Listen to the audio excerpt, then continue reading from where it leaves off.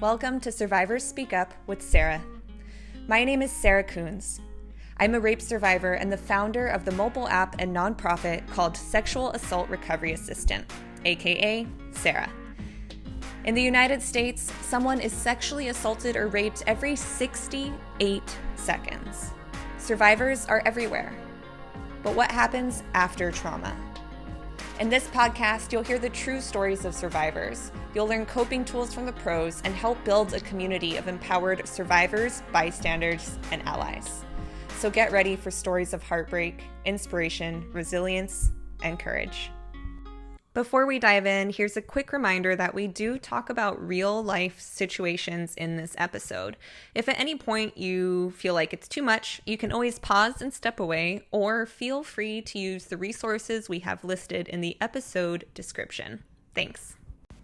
So on today's episode, I'm interviewing Megan. She is, well, I'll just let her tell you who she is. Hello, my name is Megan. I've personally never liked labels, as my whole life I've been made to fit into limiting boxes that just aren't me. No labels but facts. I am human, I am female, I identify as she, her. I'm in a relationship with a woman. I'm 21 years old and I'm from the UK. I'm a survivor of physical, emotional and sexual abuse. I dedicate part of my life to supporting and empowering others through volunteering at SARA, which brings me strength by helping others to heal. I hope you find this podcast that includes some of my personal experiences of help and reassurance that you are not alone. Hey everybody, welcome to the podcast. My name is Sarah and I am a rape survivor and the founder of the nonprofit called SARA, which stands for Sexual Assault Recovery Assistant. Our mission is to empower sexual assault survivors by giving them the tools they need to cope with in-the-moment stress and long-term growth, all through our mobile app that is available to survivors free of charge. We never ask them to report the crime, talk to strangers, or pay a dime. And today I'm here with my OG, original, very first volunteer, Megan, who came to me very shortly after the organization was founded. And we're doing our first episode. So needless to say, I don't know how this is going to go, but I think it's going to be great. Megan, thank you for being here. Thank you for having me. What a pleasure. What a pleasure. Let's do our pronouns. I use she, her. I think that's important for us to say. Yeah, I'm the same, she, her too. I feel like that's quite a important thing that people discuss these days. Is their pronouns. I think it's amazing. Yeah, I think it's really great too. And right on topic as well for this month, because this month is Pride Month. I will let you talk about what that means to you. For me, it's a lot of feelings come up around Pride Month. I love Pride Month, even though I'm not a parading Pride person. I just love Pride. I'm not overly... I don't do the events. I'm a bit of a shy gay. I came out when I was 16, but like that's when I officially was with somebody else, with my partner now, who I've been with for 5 years. That's mad. Yeah, I knew from like a younger age. I was in secondary school. And like I kind of said to one of my friends, and then they spread a rumor about me, and I was like, okay, I'll just hide away again, until I met my partner, and we were friends for I think 6 months, and then I was like, we were having a video conversation, like FaceTime, and I was like, I think I really like you, and she was like, I think I really like you too, and then that's how it all started. And you're engaged now, right? Yeah, we got engaged quite early. I was a little bit eager and I was like, oh my goodness, I have found the one forever, I know. And then yeah. Well, if you know, you know. It's funny too, because like in the queer community there's like this running joke of like nobody moves in together faster than lesbians. Like every lesbian couple I know, they moved in together like in a year. Yep. think it's like that intuition is just so strong on both sides. But well, I feel like there's just like women are very like lots of feelings, aren't they? Men are like, oh, I'm not overly fast. If you want to, you want it, like. And women are just like, yes, let's do everything. Let's conquer the world together straight away. I find it funny because I think most like traditional men do have those feelings. They're just not ever taught how to express them, or that it's okay to express them. It's like fucking patriarchy. So obviously we sound different, right? So you grew up in a different country. I'm based in the US. This company is based in the US. You are in the UK. And I think in my mind, it's safer to be queer in the UK. But, we had some preliminary conversations and it doesn't sound like that's the experience you had. I guess it kind of depends on where you are. I think London is very okay to be gay. I live in quite, not to sound like a wanker, but I kind of live in quite a wealthy area and it's very traditional. So I found people have been quite judgmental, especially when I first came out. It was not, people like my sister's age, she's 15, it's very okay in their age group and their generation to be gay, to be anything and everything that you want to be. When I was growing up, when I was her age, it was very not okay to be that way. Like, I first came out to my friend, like I said before, saying that I was bi. I just got thrown with like, oh, you're just greedy, you're just unsure. My parents, the whole time I've been out as gay, have just said to me that it's just a phase. I'm like, oh, it's 5 years now. Don't really think it's a phase, but okay. So it's very, I think it depends more on whereabouts you are. And yeah, like London's very okay with like the whole gay thing. And Brighton, oh my goodness, Brighton's like the gay capital of the UK. Yeah, so I think, yeah, it just depends on where you are. Because I am in the queer community, especially, it's really hard for me to like genuinely imagine somebody really believing something like that is just a phase, because I think coming out even in places like Brighton or like Boston's super liberal, I think it takes so much courage. And like, even in places where it's totally okay to be anything, it's this really big deal to just like come out with a certain part of your identity. And so when people meet that with like, you're just experimenting, it's just a phase, it's just such a slap in the face, right? And they have no sense of how much personal strength it takes and like how much time you spent thinking about that conversation. Yeah, you really have to be okay with yourself and to be brave enough to put yourself out there for just acknowledging and telling other people that you acknowledge that you like people of the same gender. And I think it's kind of mind-blowing, like, that you're having to come out as for liking someone. Even of the traditional, do you know what I mean? Like, it's kind of mad. The most nerve-wracking thing was when I was coming out to my parents. We were sat at the dinner table and I genuinely have never been so worried of what they would say, because I was just like, I have gay relatives and stuff, but it was kind of different with my parents because I was their child. I was like, they've always talked about me being with a man and me having grandkids. Obviously, I know that that's still possible and things, but it makes it more complicated. And then there was like this abundance of questions and like, it was just super intimidating. And I was like, but I wouldn't have to experience this if I was saying that I had a boyfriend. It's like, yeah.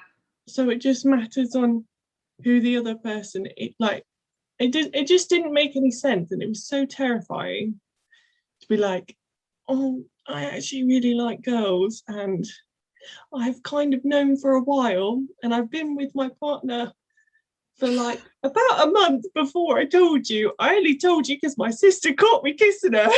Like, actually, I've been in this lesbian relationship for 18 years. I'm just letting you know. That's kind of what it was like. It was like, it almost, I felt like it was like a dirty confession, which is absolutely insane.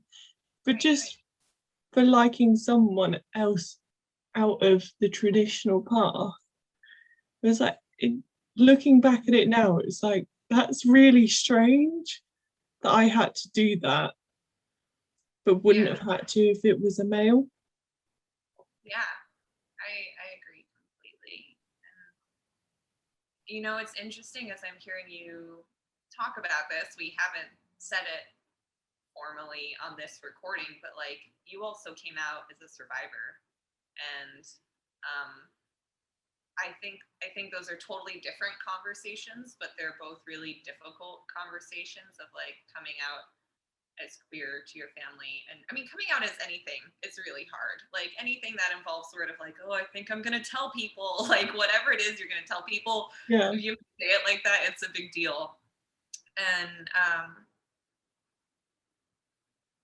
I'm curious, do you feel like having gone through the coming out conversation with your family and other people helped you when you started to talk about being a survivor? So not really. It didn't help at all. I didn't tell anyone until 2 days after it happened. So no, was it 2 days? Oh my God, that's 2 days. That's fucking, you know how long it took me? A fucking year. Oh bless. Okay, keep going though. But it was kind of a very difficult situation because I worked with my assaulter. So and it was I used to work for my family business with my parents, and he was kind of seen as a sibling within the family. He was like my dad's son. So it was very complicated. I didn't tell my parents. I told my partner's mum, who I live with, and she was like, oh, took it so far out of my control. I didn't know what to do. She was like, we need to tell your parents, we need to call the police, we need to do this, we need to do that. I was like, I cannot do this right now. I just need a second to breathe. I actually ended up getting in my car and driving for hours and hours while they were all at my house, panicking where I was and things. I was like, I just can't deal with all of you telling me what I need to do. I just need some space right now. And you're just like not acknowledging the fact that I'm not okay. And you're just telling me what I need to do. I'm like, please just go away.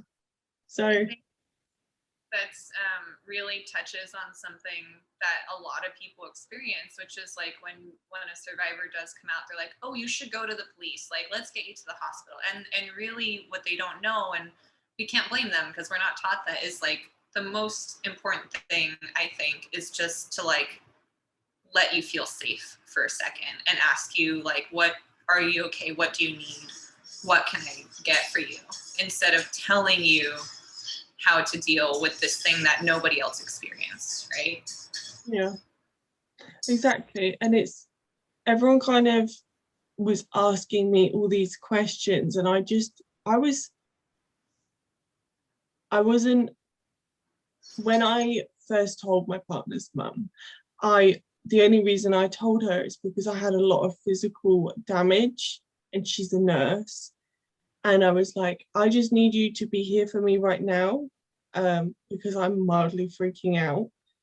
And she was just like, there was a bombardment of questions. And I was like, this is not what I need right now. I've just told you what I needed. Please, could you just respect that?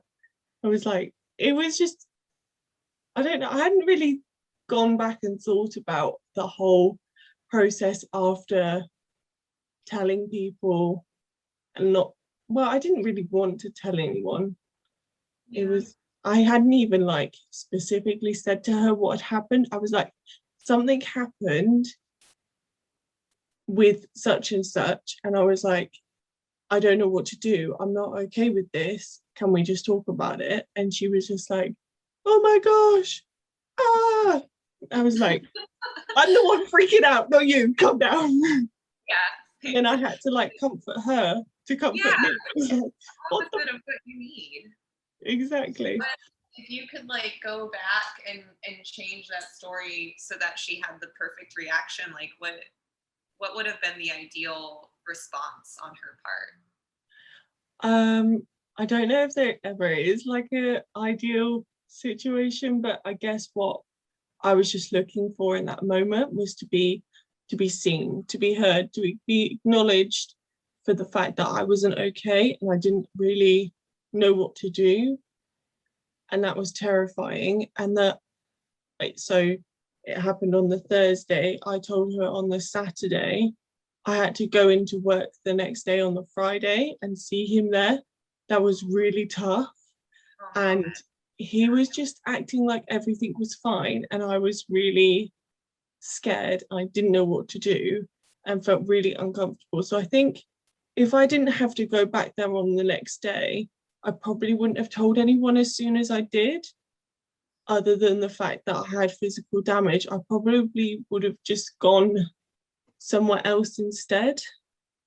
But because I was there the next day, it made it really difficult to deal with. So I was like, I just can't deal with all this emotion and everything at the moment. Yeah. So yeah.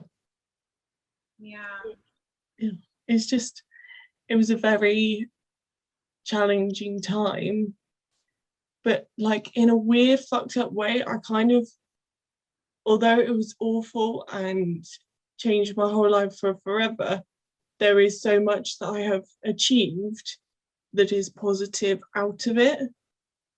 There's so much, like, do you know what I mean? There's so much positive that I have done for other people, and spoken to my friend who's training to become a counsellor. She basically just practices on me all the time. I'm like, I'm perfect. I'm completely fucked. Do you know what I mean? And so, you know, I was just happy to talk to her and for her to have a non-judgmental zone to be able to talk about these things and her experience it in her real way instead of like in a professional way, because she's my friend. Yeah, I'm really glad you have that person there, and I know you're seeing a therapist now as well, but just to have, I think it's really important not just to have a therapist, but to have people in your personal life that, whether or not they have had a similar experience, they just know how to make space for that, and they know that really there's nothing they can say. They can just listen and they can just see you and be there for you. That support is huge. And, you know, obviously like everyone's timeline is so different, but one of the things that really stood out to me when I first met you and you told me when this happened and when you were assaulted, I was like, I couldn't believe it.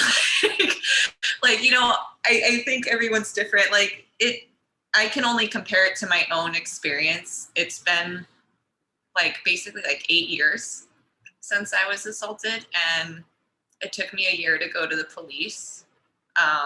It took me, I think, almost 3 years to tell my family. And like, and I know people who are senior citizens, they're like in their last few decades of life that have never talked about it. And they've only told me because they found out what I'm doing. You know, and they're like, oh, well, you do this. I never told anyone, but like this happened to me as a kid. And I just really want to commend you. First of all, I know you feel like you had to, and I get that, but just having acknowledged your experience and to deal with it that quickly, I think is really, I don't know the word, but it takes a lot of strength, because it's really hard to come out of denial, you know? Yeah, I mean, it was pretty fast, but a lot of it I didn't really have a lot of control over, so it was kind of just thrown in the deep end.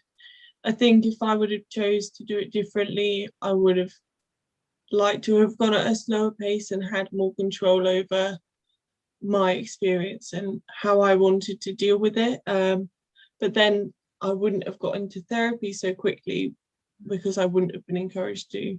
And my therapist, oh my goodness, that woman, she is literally a savior of my life. I can't even explain to you how much I appreciate her existence. So I'm really grateful in one respect, but another, I think I felt very rushed, and that wasn't great at the time. I think, to be fair, there's no ideal timeline or pace of how this happens, because in the ideal situation this never happens, right? So it's like there is no perfect way to cope. There is no guide of how everyone should be able to deal with everything, because everyone is different. Do you feel comfortable saying, for people listening, how long ago this happened? Yeah, no, of course. So it happened in November 2019. So like it's coming up to 2 years this November, which is like really scary, because the first year anniversary, I was working and I was so nervous about the day. I really got into my own head. I was like, this is going to be really hard. I know it's going to be really hard, but I was like, I've got to go to work. I've got to carry on. I can't let this break me. And I was like, but I just holding it all together. As soon as I walked out the door, I just burst into floods of tears. I used to work in town, in a big supermarket. I literally walked into the middle of the high street and just burst into floods of tears, because I'd just been holding it all together all day, dealing with all people whinging. I was like, I do not care if we do not have tomatoes. Please, fuck off. Not the day. But it was really challenging to be able to like hold myself together when I just wasn't feeling 100%. So yeah, it was like a super nerve-wracking day, but I think I made it worse in my head than what it actually felt, because realistically it's just a day. I know that.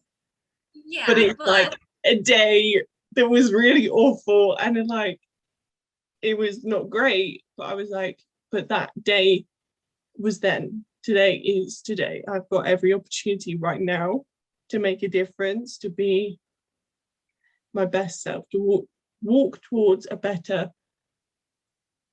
place. Does that make sense? Yeah, absolutely. And I don't know, for the kind of experiences you and I had, where it's like this one-off kind of out of the blue thing. I don't know any other people who don't get the same way. Like, it's been 8 years for me, and I still, like, I associate it with the colors changing, and like our body knows, because we just have this primitive part of our brain that detects threats and wants to protect us. And the experience you had and I had and millions of other people had, it's life-threatening, and you literally feel like you're gonna die, right? You're just like, oh, like what? And that doesn't just go away because the threat is gone. People always use this example, and I'm always like, come on guys, stop talking about the saber-toothed tiger. But like, if you're attacked by a saber-toothed tiger, even when the tiger's gone, if you like see the tree that the tiger popped out from, your body is going to be prepared to be attacked. And it's just our way of protecting ourselves. And it's a totally normal response. And one thing I really appreciate about you, and again, like this took me so much longer to do than it has taken you, is to recognize when those responses are coming up, and to recognize like, oh, okay, I'm feeling triggered. Oh, like I think the first anniversary, the 1 year anniversary after that day, like I was just a total fucking mess, and I didn't even understand why. And then at the 2 years, that was like shortly after I had reported to the police. I was like, oh, it's because it's September 3rd. Like, that's why I'm fucked up. Yeah, so that's super normal. And so when you recognize, or like, you know, you're going into a situation that's going to be triggering for you, or if it's around the anniversary, have you found certain practices that help you come back to the present moment? And like, you kind of went through it. You're like, okay, it's not that day, it's today. But like for me, when I'm triggered, one of my anchors is I will say the day and the time, the year, and where I am, just so I know I'm not in that place in that city. But do you have anything like that you use? Okay, I'm not as sensible. I normally just cry a lot beforehand, have a mild emotional breakdown. I'm like, I just can't, you know, that sort of thing. And then I'm like, I calm myself down. I'm like, yeah, but you can, because you're living proof that you can. I'm just like, I survived everything in my life, and my life has not been particularly pleasant to me. So I'm like, I'm still alive. It's a fucking miracle, I swear to God. But like, I'm still here, and I can still be here for more time, because I have got through all this, and like today is just a day that is difficult, but it's not the most difficult. I've got through worse. I've got 100% success rate of surviving. I'm doing fab. I love that. I'm at 100% success. It's true. I've survived everything, and that's like a big achievement. Yeah, it is. I love that. I feel like, I love that. I don't know. I don't think this is a survivor thing. I think it's a me, Sarah thing, where I just have like stupid high standards, even when it comes to like healing from trauma. I'm like, well, I had to survive, but like I didn't write a book about it. And there's like this crazy inner critic that's just like, that's not enough. You should cope better. You should survive better. And I love your approach, because it's the reality. It's honest. It's like, well, actually, I made it through all of this. And Yeah. today is hard, but it's not as hard as that was, you know? Yeah. I can't say I'm always like that. I unrealistically told myself I'd be over this. I'll be over this in 6 months, because everyone tells me that when time passes, you get over stuff. And I was like, I'll be over it in 6 months. It'll be fine. It'll be fine. Like, you know, it's only 6 months. That's a long time to change everything about you. I was like, and then when it got to 6 months, I was like, I am so not okay. And it's been really hard. I was still crying on the daily in like emotional breakdown. I was like, why am I not okay? Because I was like, everyone's telling me that I just need to move on, to let it go. It's like, but I don't know how to do that. Like, how the fuck do you just let go of something that literally shook your world and made you feel like you were dying, and that this was your last moments on the earth? How the fuck do you get over something like that? Yeah, I feel like people who told you that, maybe the most traumatic thing that happened to them is like dropping an ice cream cone on the sidewalk. You know, like I don't think they really, and I think that's why like these conversations are so important to share, because yeah, that's not reality. And if you talk to somebody who's been through anything traumatic, whether it's sexual assault or war or a car crash, like that shit takes years. It takes fucking years, you know, and not to discourage anyone, but like that's the reality. like truly traumatic experiences do not just go away. And there's so like I'm in Boston, obviously. There's a huge medical and mental health community here. There's more doctors per capita than anywhere else in the country. And there's a ton of research done on how trauma affects our mental state and our physical state. And it's literally, it's not a scar we can see from a cut, but those experiences are held in our body, and it doesn't So my point here is like 6 months is a bunch of bullshit, and people need to stop saying that. Yeah, 100%. But I think not to discourage people, like it is going to take a long time, but not every day is going to be really difficult. Like there will be days where you're like, holy shit, I'm actually okay today. And that feel kind of like uncertain and be like, but why do I feel okay? Because something really awful's happened to me. But like, I'm feeling okay. And just like, it's really important to remember that it's okay to be okay too. Like, it's okay not to be okay. And it's also okay to be okay. Because when you're caught up in a cycle of not feeling okay and then something changes and you feel better on that day, that can feel really scary. But just embrace the fact that some days may be okay too. Yeah, and I should say, because maybe that was a little discouraging when I said it does get better, but it's not like magically gone, is what I was trying to say. And I think the point you're making kind of underlines the fact that healing is never, in this way, it's not linear. So it's not like, okay, I had this trauma and I said it, now I'm at point B. Now that I told someone I'm at therapy, now I'm at point C. And like, it's not like you just like get better on a staircase. It kind of goes up and down, and you might be okay for years, and then something comes up, and it kind of has its own agenda in a way. Oh yeah, 100%. Like it's so different for everyone else. And that's totally okay for it to be, for you to want a slower pace or to go at a slower pace or to be like 100 miles an hour because that's what works for you. Like I'm very much a distract myself and be busy with doing other things rather than be thinking, which is not always a good thing because you do suppress a lot. But it just depends on what works for everyone, and just also be mindful that everyone else might be dealing with things differently. Like someone maybe like 3 years down the line and still cries every day, and that is, I mean, it's not fine. That was me. I was crying every day at year 3.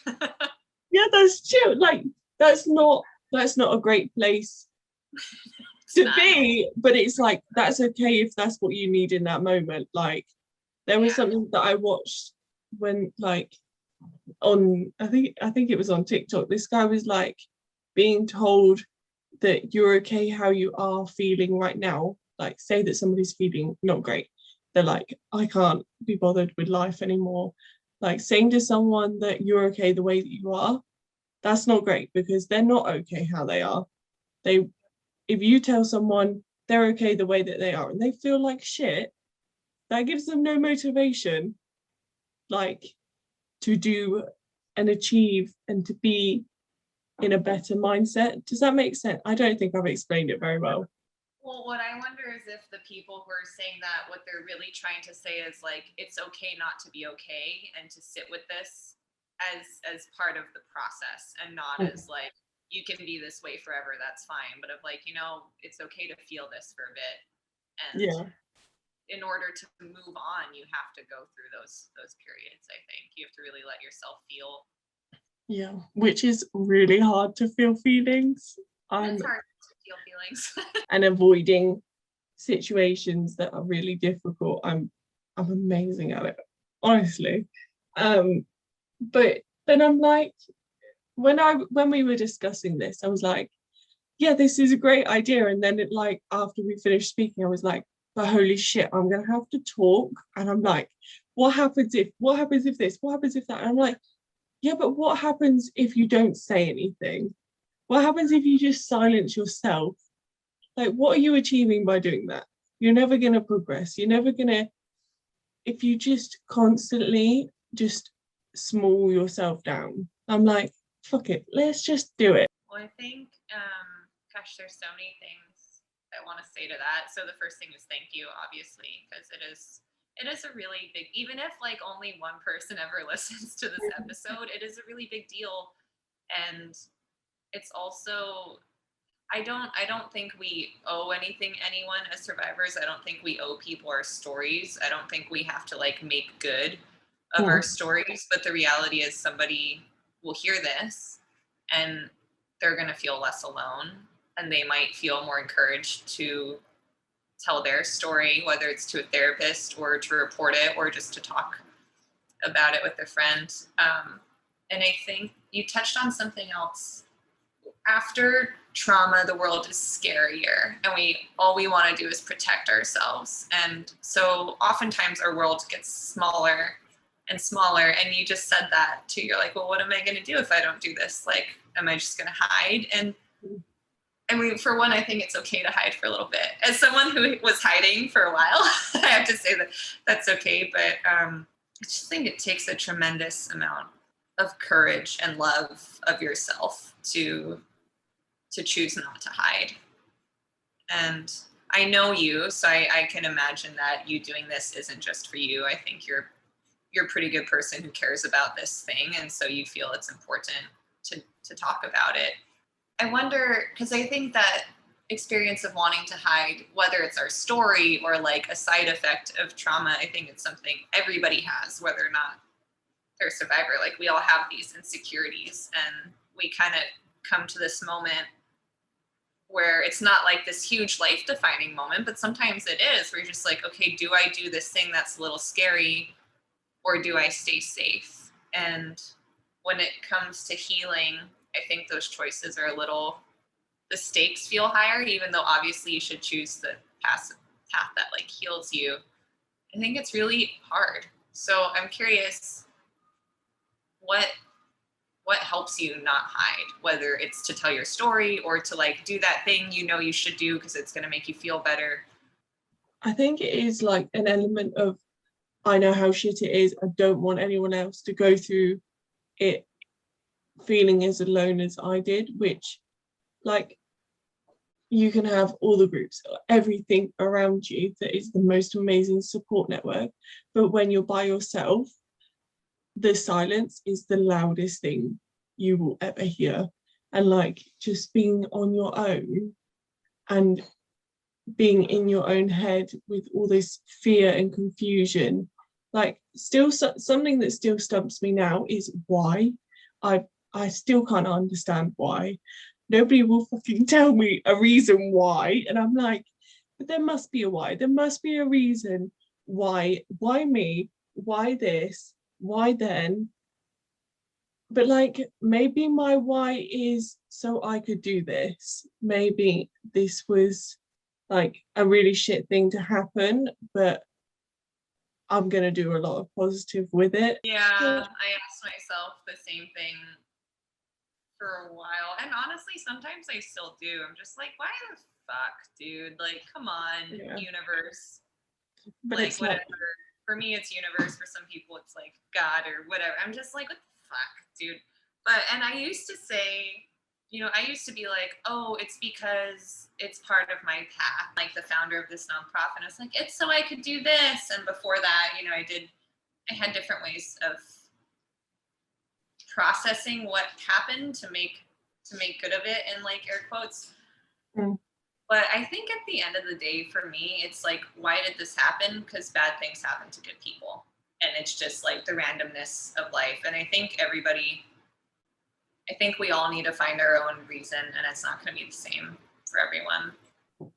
Legit, the best way to say like shit things just happen to good people, because there is no other explanation. Like, I will never know why, realistically. And I find it really difficult when I get in that mindset of like, why me? Why this? Why now? Why everything? It's a very dark place to go because you do not have any answers. And it's like, I just have to be okay with not knowing. And that's really challenging at times. But I'm like, but I'll never know. So if I continue to be in this mindset, I'll just stay forever being like angry. And that's just not, it's not really who I am, to be an angry person. Totally. I think for me, it was like when I was staying in that place, it was not anger. I mean, I definitely had rage, but like it was more just fear.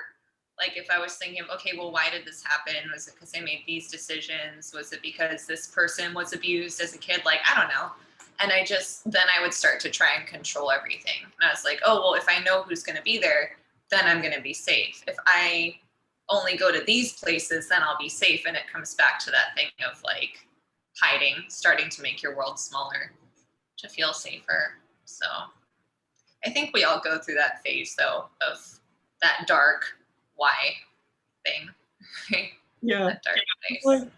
Like, I went there like 3 weeks ago and I was like, I was there for like a couple of days. I was like, I can't do this.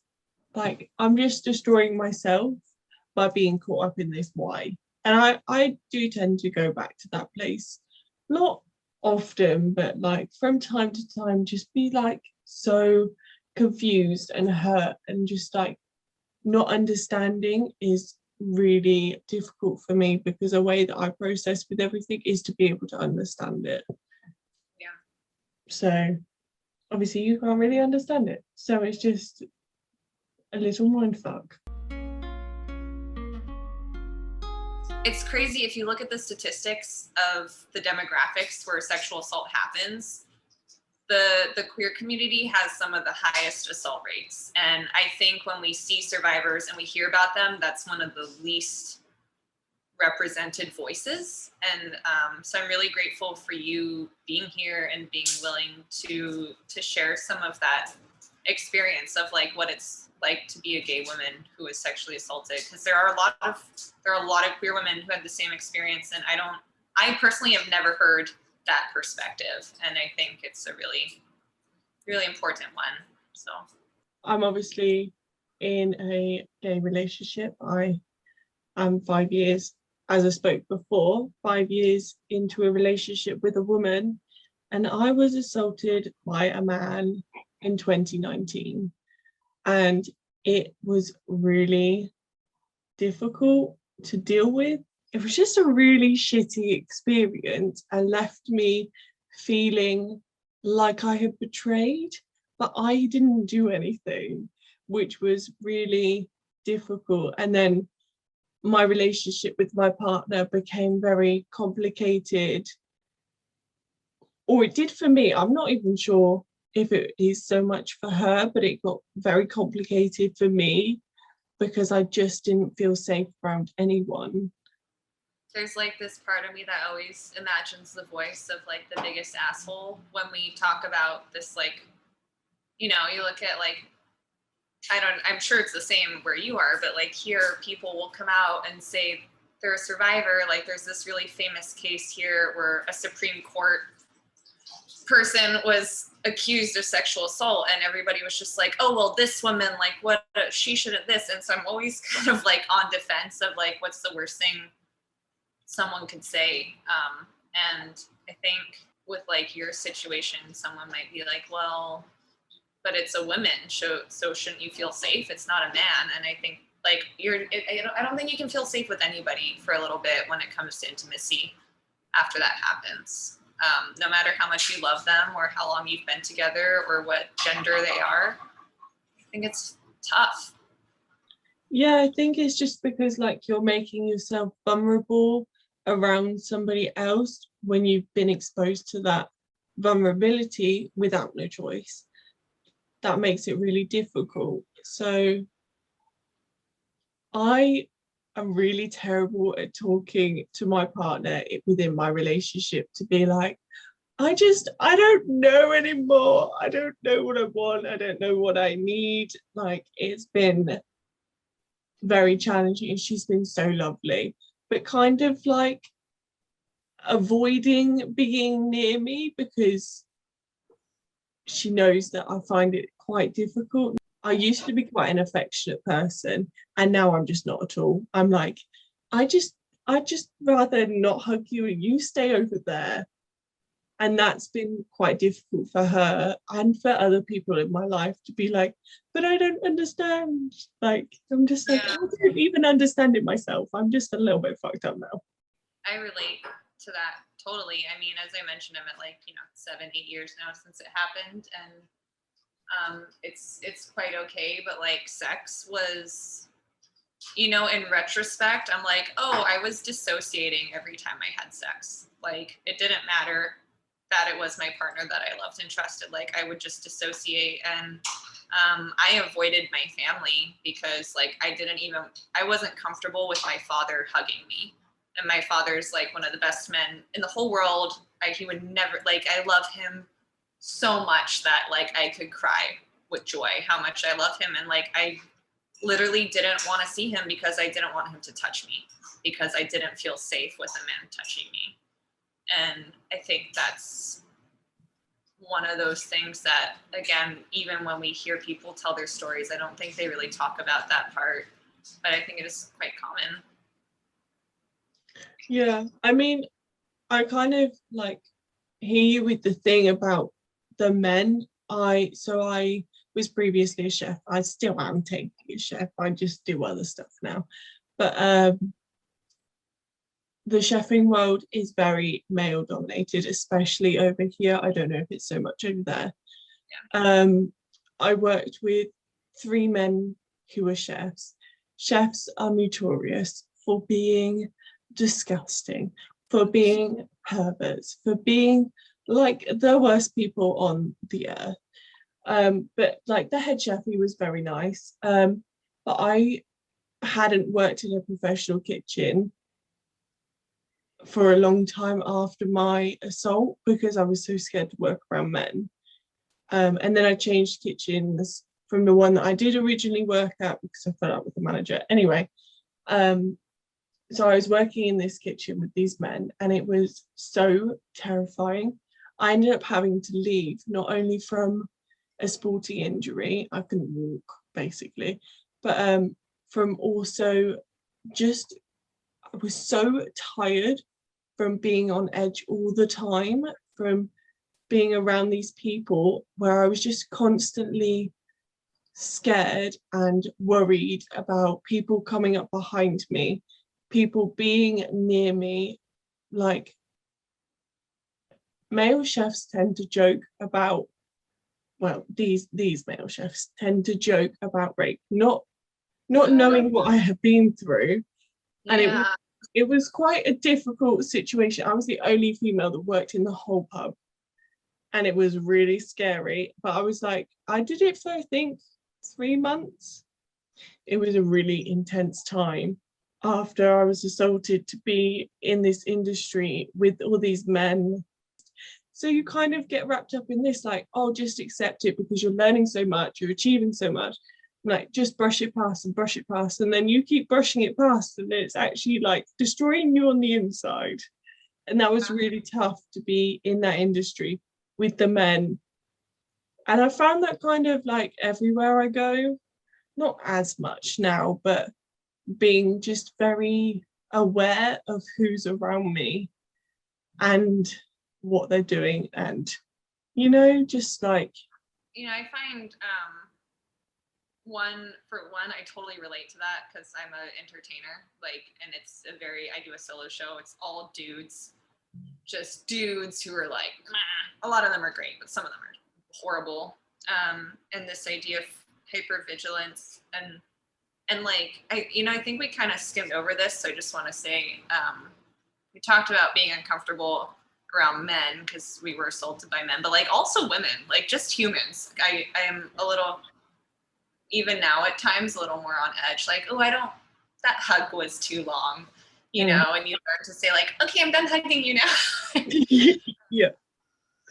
Or like, even in like mass crowded places, I went shopping not too long ago in, I don't know if you have Primark where you are. We have Primark. It's like super cheap. And it was so busy. I was like, I cannot breathe. I cannot be around all these people. I was like, this is just too much for me right now. I cannot deal with this. And the masks and not being able to breathe oh my gosh, it was just too much and really difficult to deal with. So yeah, just like being around lots of people, regardless of who they are. You might be the loveliest person. Yeah. I just, that means absolute jack shit to me. I'm just terrified of all of you being near me. I'm like, just back up a little bit, back up a little bit. Yeah. And I think it's because there's some part of us that's like hyper vigilant. We're just like, it's almost like a secret agent, right? Who has to know like where the exits are, where they can hide.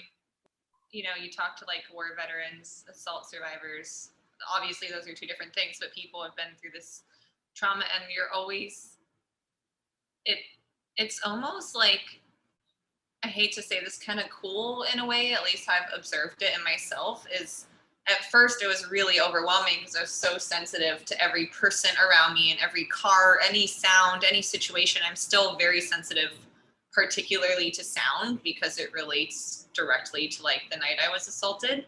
But now I'm at this point where like I'm almost have like spidey senses where I just pick up on, I'm so sensitive, and now it's not overwhelming to me. I've learned how to process it. And so I can see that that person over there is not feeling very well, and other people might not notice it. And I can see that that woman over there is in a rush, and I can see that that guy is a little creepy, where like other people might just see a sea of people. I'm like, this is what you're doing. This is how you feel. This is how you can affect me.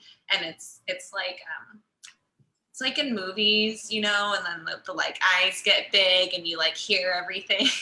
Yeah. Yeah. And at first that's really overwhelming. But I think at least I've been able to, over the years, integrate it. I want to ask you maybe one more topic. And it's another thing you brought up, and I don't think you and I have actually talked about this very much, but it's definitely something I think about and have went through, and I know a lot of other people do. But you know, we kind of talked about sexuality, we talked about how people respond, we talked about how we responded to other people. But what about like you and your body? Like how this thing of like coming back to our bodies and owning our bodies again, and not feeling shame in our bodies after this intense thing. What has helped you return to a place of like peace in your body, even if it's just a moment? I normally just talk to my therapist and be like, she's very good at being like, yeah, but you're okay right now. And I'm like, I don't feel it. She was like, no, but you are. You are okay. You will be okay. And I'm like, I rely on that woman a lot. And a lot of the time I'm just like, I know this within myself. I just need you to tell me that like everything's gonna be fine. Yeah, I kind of look outwards more than, I'm not very good at looking after myself. I'm very much looking after other people, which is not overly great when it comes to yourself. I kind of, like I said before, I just make myself busy and just do things because that's a distraction. And what about you? My relationship with my body has taken many different paths. I feel like this is like a whole other episode, and I won't talk about myself too much. But so I think for me, I had a lot of shame in my body, not just from like the assault, because like obviously I think everybody has shame after that, even though we didn't do anything wrong, but because I'm a performing artist, and it's part of my job to use my body to entertain people. And if I say it like that, it like makes it sound like I'm a stripper. I'm not a stripper. I tell jokes and I do circus tricks, and I don't wear, you know, my costumes have always been more on the conservative side. I don't show a lot of skin. I don't wear super, super tight clothes that you can like see every curve in my body.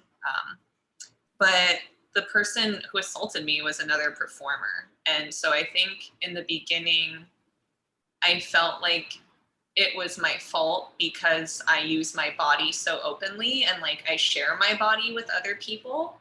Like, again, this is like circus. It's like a profession. It's like being an athlete. But I had this really intense guilt around it. And I think for a while, like with that guilt and shame, I would very often like dissociate from my body, and my body was like just this thing. And unlike you, it took me years to really seek help, professional help, for what happened. And one of the things that caused me to realize I was in a bad place was my body, because I was getting sick all the time. Like, I know this is an audio thing, and even if people watch it, like, you can't really see me.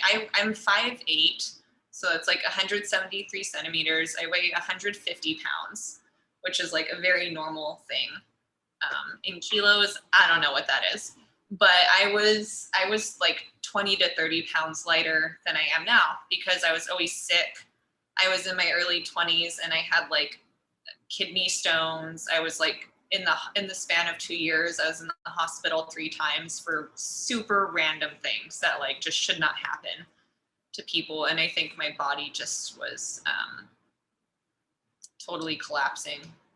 And so what helped me with that was first practicing gratitude. I felt like my body was a thing to be used, whether it was for my profession and I like used it to do tricks to make people clap to get paid, or like in my relationships to use it because that's what you do when you have sex. And like, I wasn't tuned into my pleasure at all. It was really just like, my body is good for this, my body is good for that. And it was never me in my body. What really helped me was yoga. And it took I like really wanted to do yoga, and I would try to do it, but I was like crying all the time, and I was like, didn't want to take care of myself because I felt like shit about myself and had all this shame and baggage. But once I started to integrate a practice of gratitude, not even about my body, but just doing a journal and saying what I'm grateful for, it became easier to take care of myself and my body a little more. And with yoga, I think there's a few moments in performing when I would be in like a flow state. And outside of that, it was only yoga where my mind and my body were in the same place at the same time. That wasn't full-blown panic, that I could just like peacefully exist, mind and body together. And so I've been doing yoga regularly for like 5 years now. And it's a really big part of why I'm able to function. Like if I stop doing yoga for a week, like I don't do a lot. I do like 10 minutes a day. And if I stop for a week, I'm just anxious, I'm moody, I feel kind of gross. And then with yoga, I started lifting weights at one point too.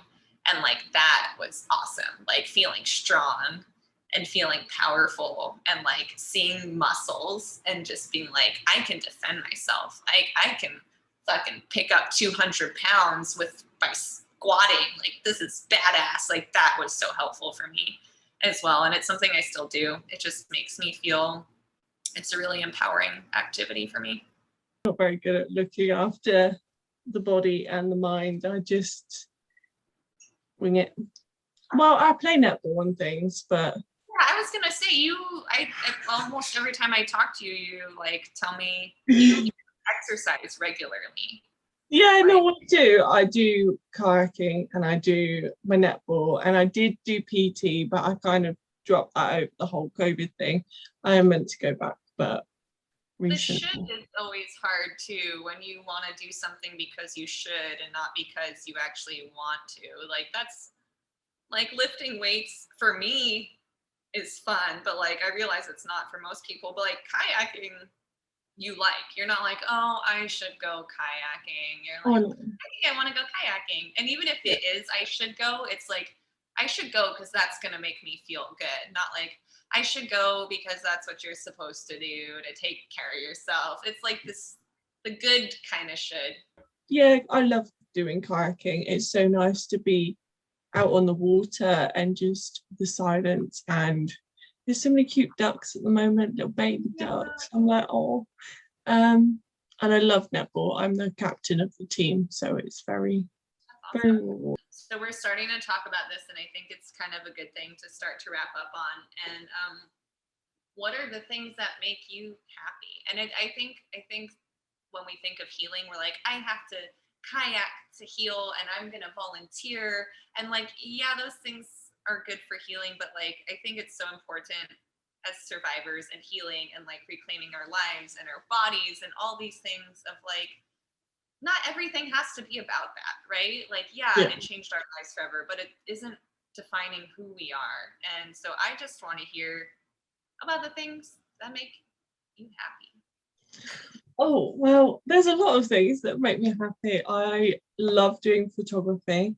I do kayaking, obviously. I do my netball. I love trainers. I love collecting trainers. I've got a lot. It's a problem. I'm just going to translate that. I'm pretty sure you mean sneakers for the people in the US. Yes, that's what I mean. So I'm going to like rapid fire a few questions as we wind down. So if you think of anybody listening to this who knows a survivor, let's start with there. So for people who know a survivor, if you can tell them something, what would you want to tell them? Just listen to what they want to do. Don't assume. Don't decide for them. Just don't do. You don't even have to do anything. Just sit there and be like, this is a safe space. You can talk to me if you want to. If you don't, that's fine. If you want to cry, you cry. I've got a box of tissues here. I've got chocolate. I've got ice cream. I've got everything that you could ever possibly need. And I am here and I see you and I hear you and I acknowledge you. Those three things are so important, like so important. So if you can do anything, just see and hear and acknowledge somebody else's existence and pain and hurting. Yeah. Well said. So for any survivors listening, what would you say to them? I would say right now, you don't have to do anything.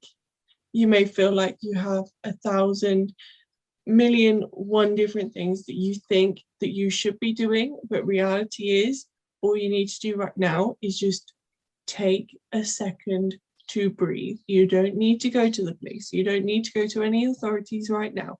You literally don't have to do anything other than just stay alive.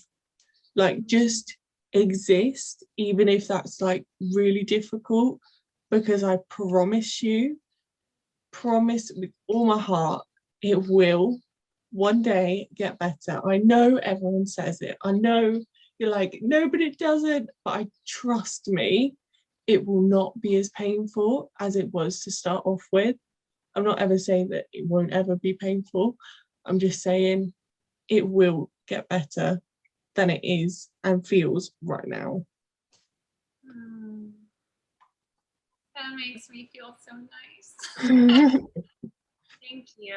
Thank you for sharing. This is really special. So in closing, thank you for doing this, for being my first interview, and also for being the first person who came out of the woodwork when I started this company as a survivor and a supporter, and for continuing to support the work we do.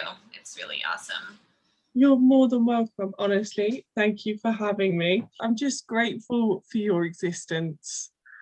Thanks. And it is a true blessing to have met you and to share moments like this with you.